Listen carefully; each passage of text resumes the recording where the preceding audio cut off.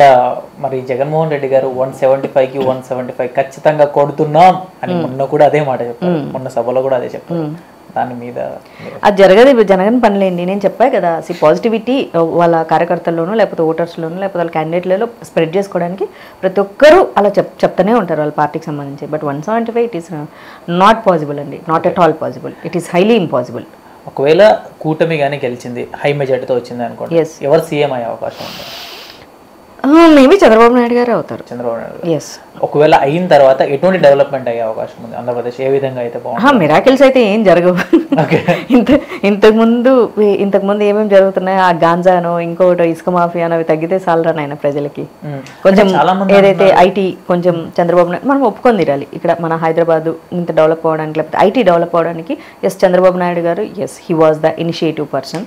So అలాంటి initiation ఆంధ్రాలో కూడా తీసుకొస్తే ఆంధ్రాలో కూడా అట్లాంటి కొంచెం ఇన్ఫ్రాస్ట్రక్చర్ అవ్వచ్చు, లేకపోతే కంపెనీస్ అవ్వచ్చు, కొత్త కొత్త కంపెనీలు ఇక్కడికి హైదరాబాద్కి దాని తర్వాత వచ్చిన కేసీఆర్ ఎలా ఇన్వైట్ చేసి దాన్ని ఇంకా ఎక్కువ డెవలప్ చేయగలిగాడో అట్లా విజయవాడకి తీసుకొచ్చే అవకాశం ఉంటుందని నేను నమ్ముతున్నా, అందులో డౌటే లేదు.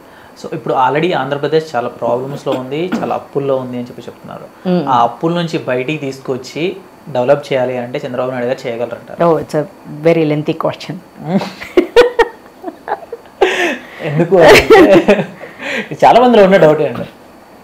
వెంటనే అప్పులు ఎలా తీర్చేస్తారబ్బా? రాబడి లేకపోతే ఫస్ట్ ఇన్వెస్ట్మెంట్లు రావాలి. ఇన్వెస్ట్మెంట్లు వచ్చిన తర్వాత దాని తర్వాత ఆ కంపెనీలు పెట్టేసేసి దాని మీద ఉద్యోగ అవకాశాలు, ప్రొడక్టివిటీ అన్నీ పెంచిన తర్వాత అప్పుడు డబ్బులు వస్తాయి. ఆ డబ్బులు ఇదంతా ఒక పెద్ద ప్రాసెస్. ఊరికే ఇట్టిట్టిట్ అంట రమ్మంటే ఎవరికి రాదు. కూర్చొని మాట్లాడడానికి అందరూ మాట్లాడతారు. నువ్వు కంపెనీ పెట్టు, దానికి ఫస్ట్ ఎక్కడి నుంచి ఫస్ట్ ఇన్వెస్ట్మెంట్ తీసుకొని రావాలా. ఇన్వెస్ట్మెంట్ తీసుకొచ్చిన తర్వాత దాన్ని డెవలప్ చేసిన తర్వాత నీకు ప్రోడక్ట్ బయటికి పంపించిన తర్వాత నీకు ఆదాయం వచ్చిన తర్వాత నువ్వు స్టేట్కి ట్యాక్సులు కట్టిన తర్వాత లేకపోతే నేషనల్ ట్యాక్సులు కట్టిన తర్వాత అప్పుడు మిగిలిన డబ్బు ఇంత ఉంటుంది ప్రాసెస్. మరి ఎన్ని సంవత్సరాలు, ఈ 5 సంవత్సరాలు జగన్మోహన్ రెడ్డి గారు ఇవన్నీ తీసుకెళ్ళదంటారా?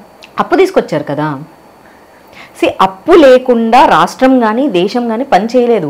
అప్పు ప్రతిసారి లిక్విడ్ పరంగానే ఉండదు, ఇంపోర్ట్స్ ఎక్స్పోర్ట్స్ మీదే ఉంటుంది. దాని మీద లెక్కలు రాస్తారు, ఒక ఇంత ఇంపోర్ట్ దీనికి ఇంత కాస్ట్ అయింది అని. ఇప్పుడు మనం సెంట్రల్ నుంచి కూడా చాలా వేరే దేశాల నుంచి తెచ్చుకుంటున్నాం. లిక్విడ్ ఎవరు డబ్బులు ఇవ్వరు కదా. మనం రకరకాల ప్రోడక్ట్లు ఎగుమతి దిగుమతులు వీటి లెక్కలు రాస్తారు.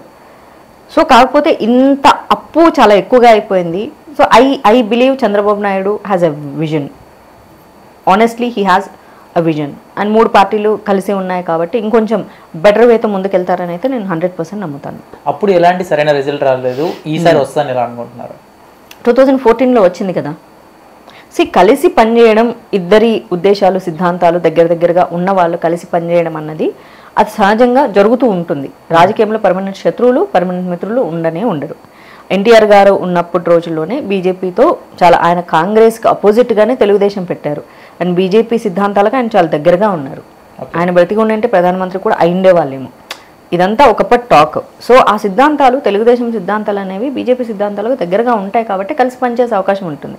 వెరీ అన్ఫార్చునేట్ మధ్యలో కాంగ్రెస్తో టైప్ పెట్టుకోవడం, ఏదైతే ఎన్టీఆర్ గారు పెట్టిన ఉద్దేశమే కాంగ్రెస్ని ద్వేషిస్తూ పెడితే దాంతో వెళ్ళి టైప్ పెట్టుకోవడం, ఆ తర్వాత ప్రజల నుంచి చాలా ద్వేషాన్ని ముట్టుకొట్టుకోవడం, ఇవన్నీ అయిపోయిన తర్వాత మళ్ళీ కలిసి పనిచేస్తే బాగుంటుంది.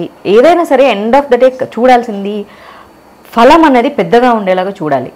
ఇక్కడ సొంత స్వార్థాల కంటే ఈ ముగ్గురు కలిసి పనిచేయడం వల్ల ప్రజలకు మనం ఎంత మంచి చేయగలం అన్న ఉద్దేశంతోనే ముందుకెళ్తున్నారు. When they are thinking good, let's మంచి ప్రజలకు మంచి జరగాలని ఆలోచిద్దాం.